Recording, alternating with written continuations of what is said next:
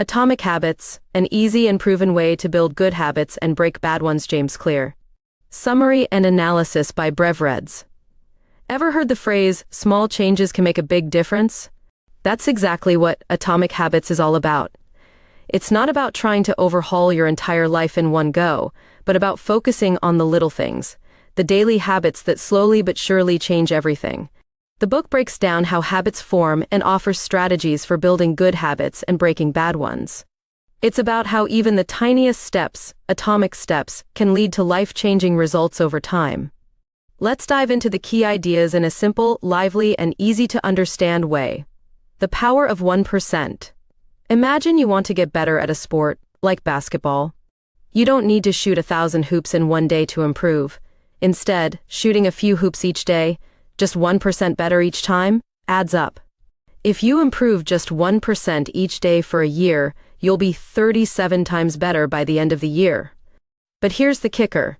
The same thing happens in reverse.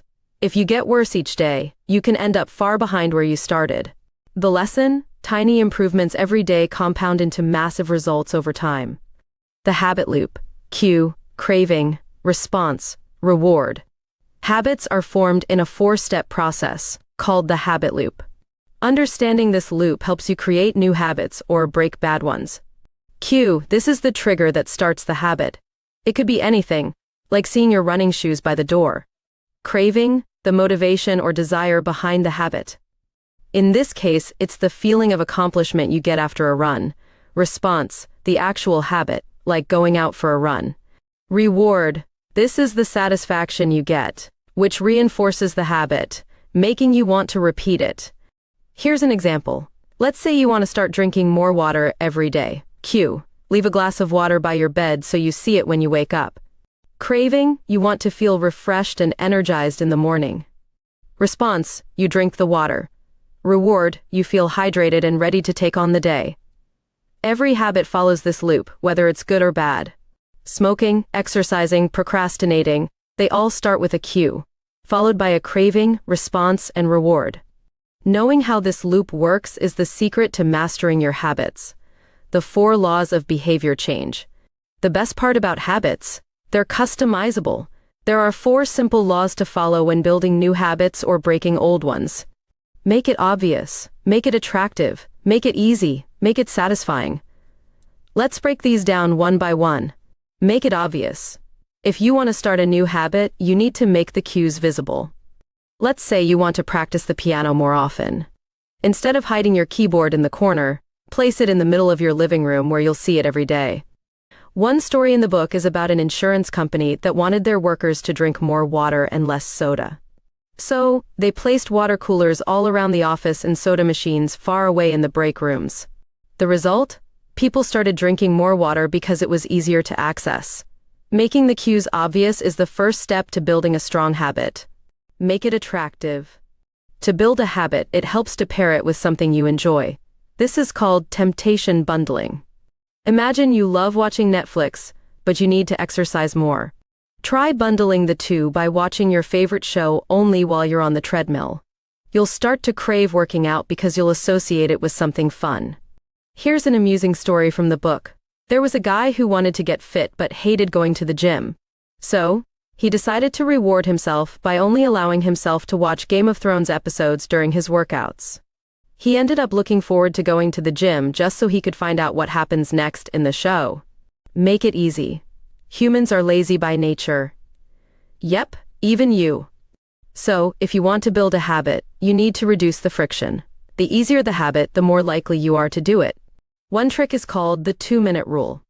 Want to start reading more? Don't aim to read a book a day. Instead, set a goal to read for just 2 minutes. That's it. Most of the time, you'll keep going once you start, but even if you don't, you've still succeeded by doing your 2 minutes. Over time, those 2 minutes turn into longer reading sessions, and soon, you've built a reading habit. A fun example is from an office in Amsterdam that installed piano stairs. They wanted people to take the stairs more instead of the elevator, so they made the stairs play musical notes with each step. Suddenly, everyone wanted to take the stairs because it was fun and easy. Make it satisfying. People repeat behaviors that are rewarding. If you don't enjoy something, you're less likely to keep doing it. The trick is to find a way to make the habit satisfying in the moment. A great example is using habit tracking. Let's say you want to work out more. Each time you complete a workout, mark an X on a calendar. Seeing those X's line up in a row creates a satisfying streak, and you won't want to break it. It's a small reward, but it's powerful. One guy wanted to quit smoking, so he put the money he would have spent on cigarettes into a jar each day. By the end of the year, he had enough to buy himself a cool new gadget. Watching the jar fill up gave him the instant satisfaction he needed to stick with his habit. The plateau of latent potential. Ever feel like you're working hard but not seeing results? It's frustrating, right? This is called the plateau of latent potential. It's the phase where progress is happening behind the scenes, but you just can't see it yet. Think about an ice cube sitting in a room that's 25 degrees Fahrenheit. It's not melting, right? You raise the temperature to 26 degrees, 27, 28, and still, nothing happens.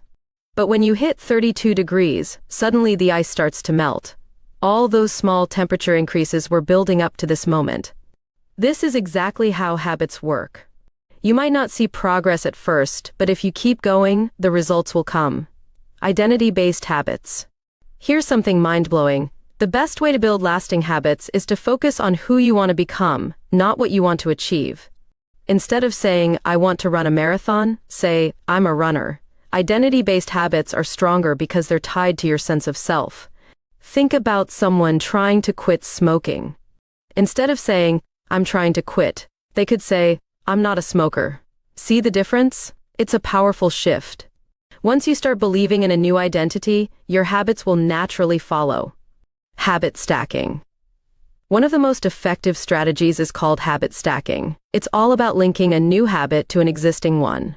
For example, if you already brush your teeth every morning, you can add a new habit right after, like doing 10 push-ups. Since brushing your teeth is something you already do automatically, it's easier to slip the new habit into your routine. Here's a real-life example from the book. A man wanted to practice guitar more but kept forgetting. So he put his guitar next to his coffee maker. Every morning when he brewed his coffee, an existing habit, he'd pick up his guitar and play for a few minutes. Over time, his playing improved just by stacking it with something he was already doing. Breaking bad habits. Breaking a bad habit? The same 4 laws apply, but in reverse.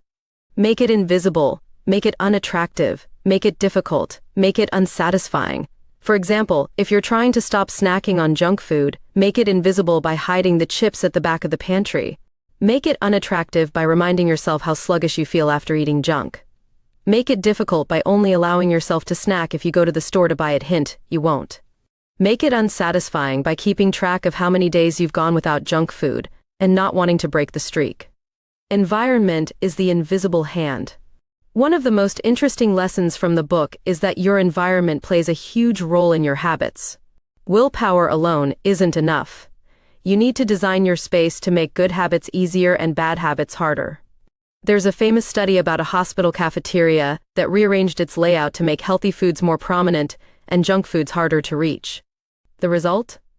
People started picking healthier options simply because they were easier to grab.